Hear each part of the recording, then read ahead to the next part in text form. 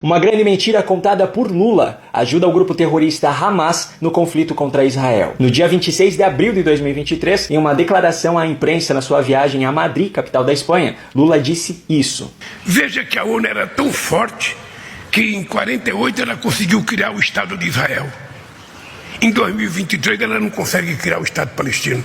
Essa afirmação foi repetida por ele outras vezes esse ano e se trata de uma mentira. E agora eu vou explicar o porquê. A ONU fez uma proposta de partilha desse território em 1947, em que israelenses e palestinos ficariam com territórios quase que com a mesma área e Jerusalém seria uma cidade de domínio internacional. Os israelenses aceitaram essa proposta, mas os árabes, os palestinos, não aceitaram. E essa não foi a primeira vez que houve uma tentativa de partilha desse território. Em 1937, a Comissão Peel, criada durante o mandato britânico na Palestina, propôs uma divisão em que os palestinos ficariam com 80% do território e os israelenses com 20%. Os judeus, os israelenses, aceitaram a proposta. Os palestinos não aceitaram. Voltamos então a 1947, a segunda proposta de partilha. Em meio a um contexto de um recente fim da Segunda Guerra Mundial, em que 6 milhões de judeus foram assassinados pelos nazistas e a inviabilidade do mandato britânico continuar gerenciando o conflito na região, a recém-criada ONU ficou incumbida de resolver a questão. No final de novembro de 1947, a ONU aprovou uma proposta, Israel aceitou e os palestinos não aceitaram. Aliás, os países árabes, a Liga Árabe, formada por Egito, Síria, Líbano e Arábia Saudita, não aceitaram a proposta e ainda declararam guerra aos israelenses. Foi em meio a essa guerra árabe-israelense que, em 14 de maio de 1948,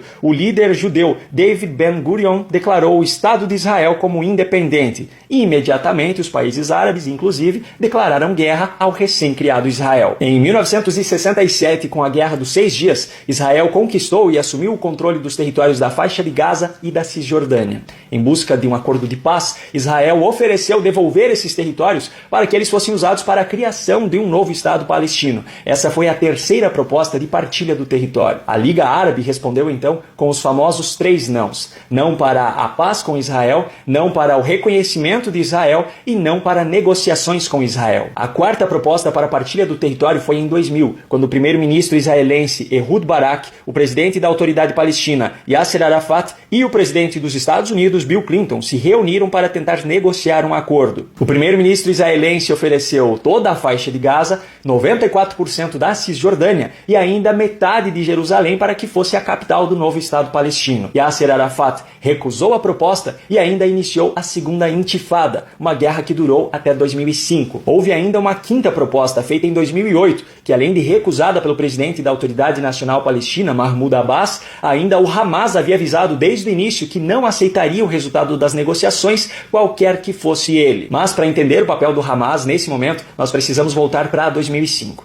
Em 2005, Israel se retirou unilateralmente da faixa de Gaza, retirando inclusive todos os israelenses, os judeus que moravam na região, para que não houvesse mais nenhuma ocupação israelense nesse território. A faixa de Gaza ficou então totalmente para os palestinos e quem assumiu o controle foi a Autoridade Palestina, que na época era governada pelo Fatah. Em 2006, houve eleições parlamentares palestinas para definir os 132 membros do Conselho Legislativo da Palestina, o órgão legislativo da Autoridade Nacional Palestina. O Hamas formou maioria, conquistando 74 assentos no CLP, enquanto o Fatah, até então no governo, ficou com 45 lugares. Isso permitiu que o Hamas formasse o novo governo da Autoridade Nacional Palestina. O Hamas assumiu o comando e em 2007 fez uma limpeza total na faixa de Gaza, perseguindo seus opositores na base da violência mesmo, matando os políticos do Fatah e instaurando assim a sua ditadura. Com o domínio total da faixa de Gaza, o Hamas, que é uma organização terrorista que não aceita a existência de Israel, passou a usar então esse território como base para atacar Israel, bombardeando o território israelense, sequestrando pessoas, etc. Diante dessa situação, Israel fechou então a fronteira para evitar esses ataques, ou pelo menos para dificultá-los, o que é óbvio, qualquer país faria. Só que isso fez com que a narrativa de que a faixa de Gaza é a maior prisão a céu aberto do mundo fosse construída, dando assim um falso argumento àqueles que de forma completamente ignorante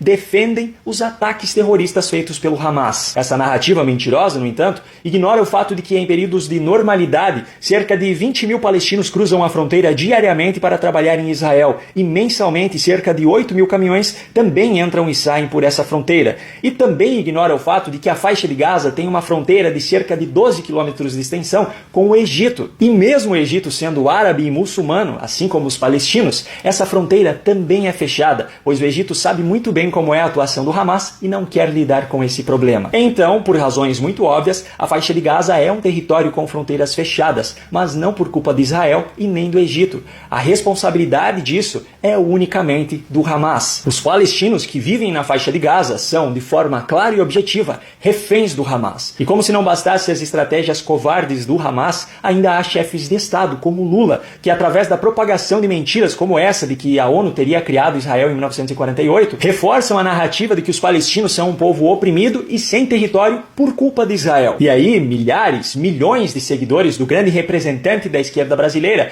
passam então a apoiar incondicionalmente a causa palestina, apoiando inclusive os ataques terroristas do Hamas, sem fazer ideia do que há por trás desse conflito e sem perceber que o único responsável pela situação catastrófica que o povo palestino se encontra hoje é o grupo terrorista Hamas. Não satisfeitos, ainda misturam ignorância com a incoerência, pois os mesmos que chamaram de nazistas os seus opositores, pelo simples fato de serem opositores, hoje demonstram o seu antissemitismo, mostrando das mais diferentes formas nas redes sociais o seu desejo pelo fim do povo judeu e pelo fim de Israel. E ainda por cima, sem se dar conta ou sem admitir que isso é discurso de ódio.